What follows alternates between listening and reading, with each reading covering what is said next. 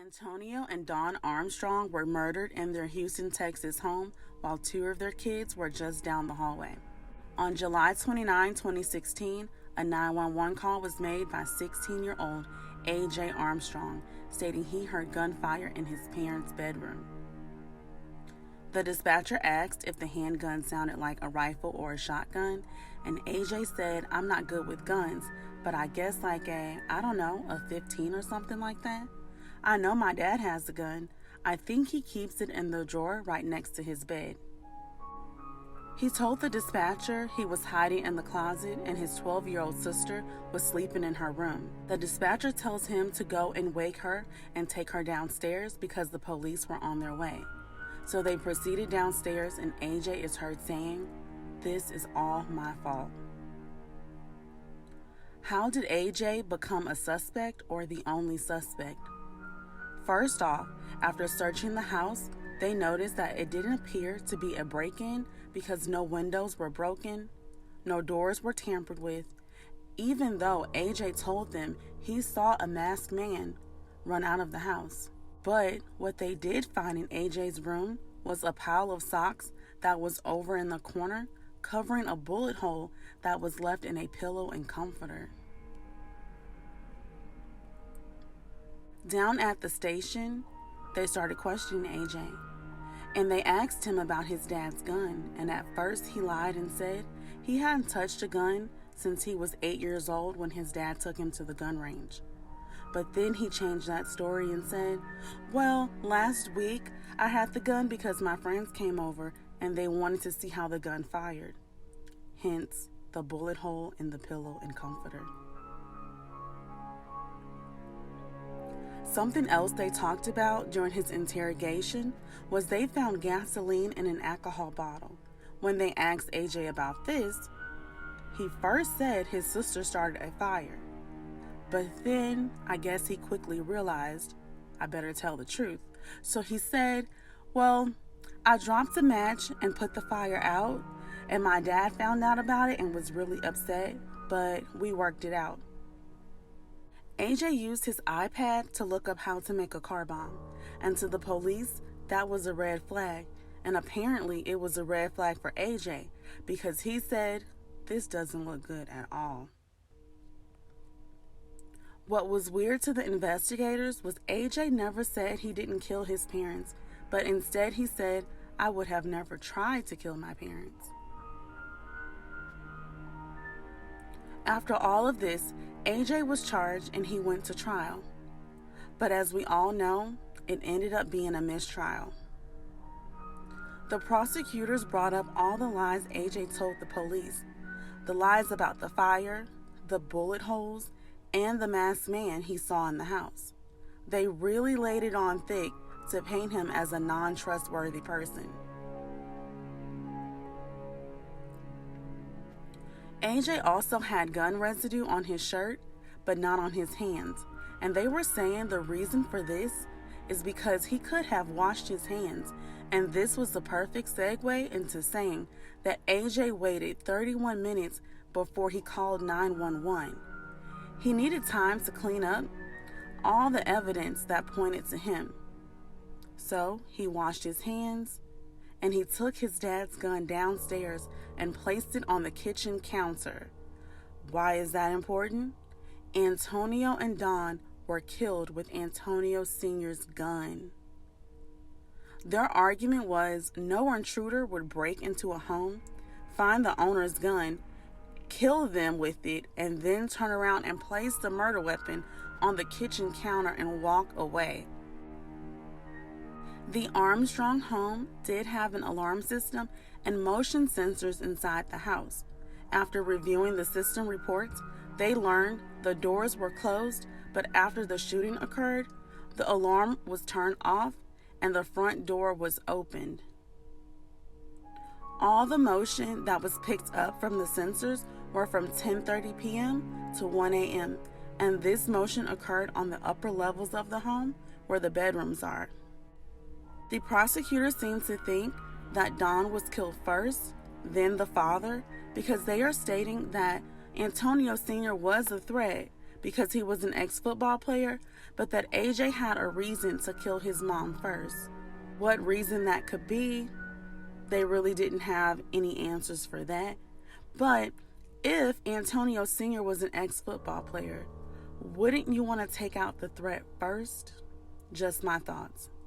But this theory lies into the prosecutor's motive, even though the state of Texas does not have to prove a motive, but they were saying that AJ killed his parents for a few reasons.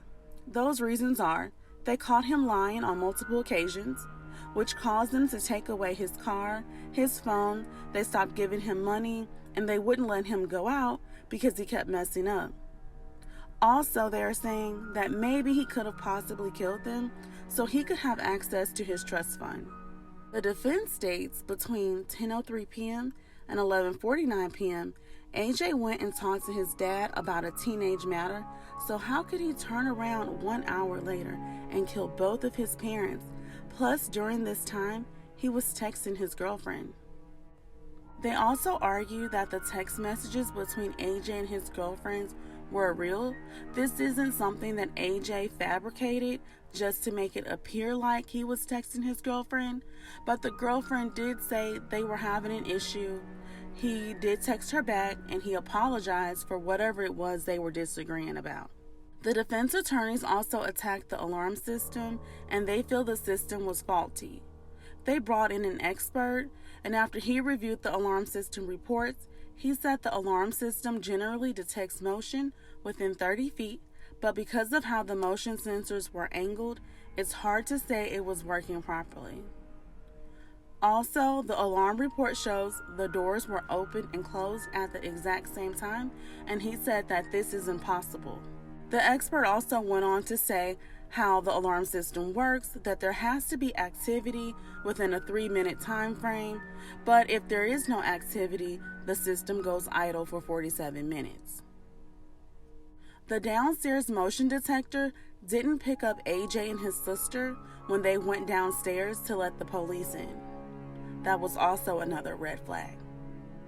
Now, his little sister also got on the stand, and the night of the murder, the little sister told the police that they were having problems with the alarm system, and she also walked them through her night because she was the one who turned the alarm on.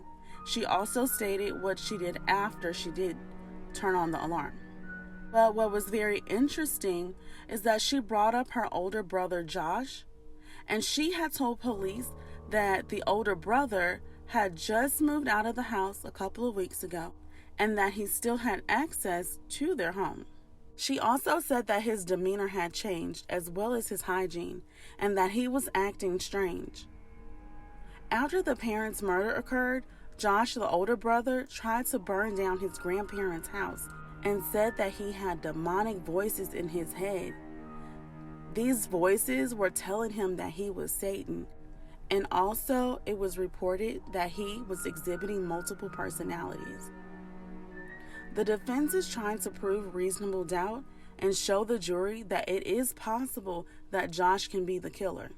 The cops who were on the scene the night of the murder were also questioned on the stand, and the defense feels that these cops are up to something very fishy. Why? The defense found out that a particular cop picked up the gun at the scene of the crime, but when she was on the stand, she said she didn't pick up the gun and she didn't even touch it. But in the reports, it says that she did. There was also another cop who said that he heard a man's voice, but on the stand, he turned around and said, "No, I didn't say that." A man's voice where? I'm assuming in the house when they went to go and get the kids out, but they weren't very clear. Also, the defense team questioned the police about their investigation and stated that everyone in the house always went into the home through the garage, such as the parents, the kids, the grandparents, and even neighbors.